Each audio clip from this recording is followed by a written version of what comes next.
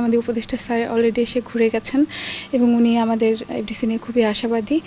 আমাদের যে ছোট ছোট কিছু প্ল্যান আছে, আমাদের তিন মেয়াদি প্ল্যান আছে এফডিসির উন্নয়ন নিয়ে আর কি, সামগ্রিক উন্নয়ন নিয়ে।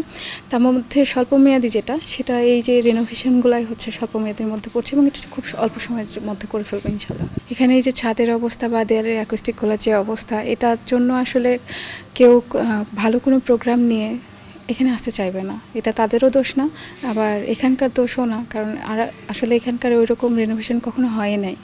তো আমি খুব নিশ্চিতভাবে বলে যেতে পারি যে যখন আমার রিসোর্সগুলো ঠিকঠাক হয়ে যাবে, আমি তাদেরকে ওই সার্ভিসটা আমার এফডিসি দিতে পারবে। প্রত্যেকটা মানুষ এখানে আসবেন, এখানেই কাজ করবেন, কারণ এফডিসি তো আসলে শুধু কাজের জায়গা না, এফডিসিতে একটা মায়াও আছে। কারণ আমরা যারাই এখানে কাজের সাথে জড়িত, প্রত্যেকে এই মায়াটাই জড়িয়ে যাই। তো এখানে কাজ করতে পারলে তারা কেউ বাইরে যাবেন না।